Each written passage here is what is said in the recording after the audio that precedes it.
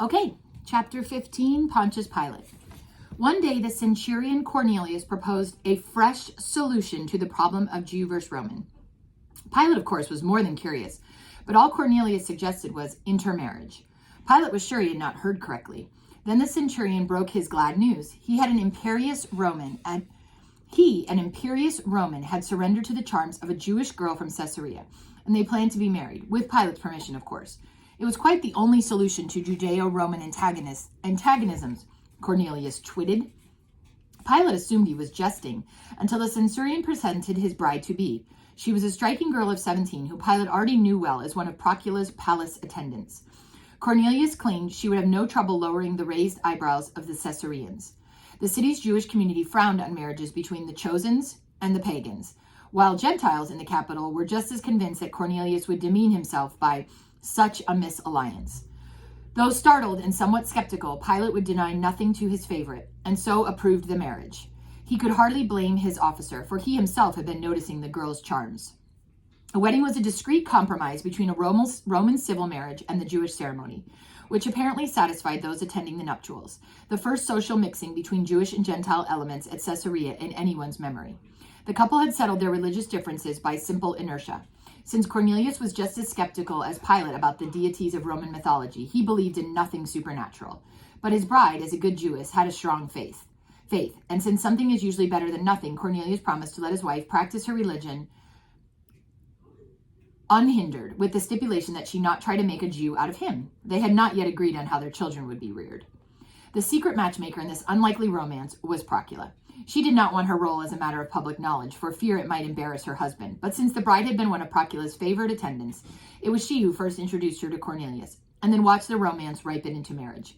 Procula had always been liberal in such matters. She also had a higher respect for Judaism than did her husband. The hysteria and political bloodshed at Rome had shaken her once unquestioning confidence in Roman state religion. What kind of deities could have been in charge of the empire to let such atrocities happen? In contrast, the Jewish belief in one God, in only one, seemed to her less confusing than juggling loyalties to several dozen gods, goddesses, demigods, spirits, and dead emperors. More than that, the Jews had a dynamic code of conduct, their law, which guided their lives far more meaningfully than watching the gustatory habits of sacred chickens or poking around a sheep's liver. Romans, she felt, had been getting their omens from animals for so long that they were starting to live like them also. Pilate was happy to learn of his wife's disenchantment with the Roman paganism, but her new admiration for Judaism worried him. He feared she was becoming a Jewish proselyte, and right under his governor's nose. Tolerance is not conversion, Procula replied. But tell me then, Pilate probed, why did you choose the young Cornelius for your experiment into inter-ethnic romance? Experiment? This will be a very happy marriage, you'll see. But why Cornelius? Because he's as much a favorite of mine as yours. In fact, she said, I saw quite a bit of him while you were away in Jerusalem. We've had long conversations. Oh, Pilate raised his left eyebrow. Should I be jealous? I hardly think so, she said coyly. We had a wedding to plan, but there was also something which you never told me about. What's that? The fascinating reports about that new prophet up in Galilee. Who now?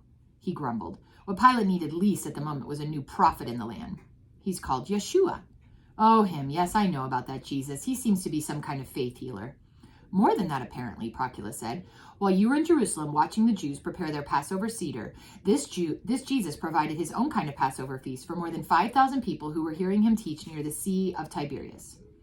Well, that was kind of him, but hardly spectacular. Caesar's friend Crassus once threw a banquet for the entire citizenry of Rome, and several times 50,000 crowded to the tables he set up in the streets. Let me finish, Pilate. This was entirely different. Jesus hoped to get away from the crowds by taking his 12 student followers on an excursion across the Sea of Tiberias. But the people moved along the shore and intercepted him just after he landed. So he spent most of the day teaching and healing the people anyway. But when evening came, they were all hungry, and the nearest market was miles away. A little shepherd boy sold them 5 barley loaves and 2 carp, but that was hardly enough. Procula, this is a moving little tale of dedication, but does this story have a point? I'm coming to it. Jesus had the people sit down on the grass. Then he prayed and started handing out the loaves and fish. He multiplied them, and everyone had so much to eat that 12 baskets full of crumbs were collected afterward. All from 5 loaves and 2 fish, I suppose. Yes. What did they do? What they did was to unload food supplies from their ship. No, Procula said. The people brought lunch baskets along for the day's outing and shared. No, she said again. Pilate reflected a moment and then commented, "Well, I don't know what you heard or what the people actually saw, but what you report is impossible. And that's all." "I knew that would be your attitude, Pilate. But Cornelius says there are people here in Caesarea who ate bread and fish up there that evening." This time, Pilate was intrigued enough to trace down the fantastic story and find a reasonable explanation for it. He asked Cornelius to locate and bring to the palace any Caesareans who had actually participated in the now famous outdoor meal. 2 days later, the centurion presented 6 people who had made the pilgrimage to Galilee. They were rather nervous at being summoned before the governor of Judea, but when they understood that he only wanted to hear their versions of the event, which was now being discussed throughout Palestine, they readily told their stories. But the accounts agreed substantially with Procula's version, though there were differing opinions on the size of the multitude, and one old woman insisted it was 2 loaves and 5 fish rather than vice versa. Pilate dismissed the people with thanks. Later, he related the interviews to Procula, but insisted, "Regardless of what they saw, there has to be an explanation. If I'd been there, I'd have found it, I'm sure." Then he wrinkled his brow. "But that one bit of information from these people rings true." "What's that?" she asked. "The reaction of the crowd. Once they were fed, some shouted, 'Let this man be our king.' Now that part of it I believe. A man who can heal the sick and produce food for the masses, he could become king. But fortunately for this Jesus, he made the right decision when the people offered him a crown." "By withdrawing into the hills?" Procula asked. "Why do you say fortunately?" "Because if he had any way accepted the title of king, Herod Antipas would have had to indict him for high treason against the emperor." Something else about this phenomenon bothered Pilate. The people referred to Jesus as the Christos.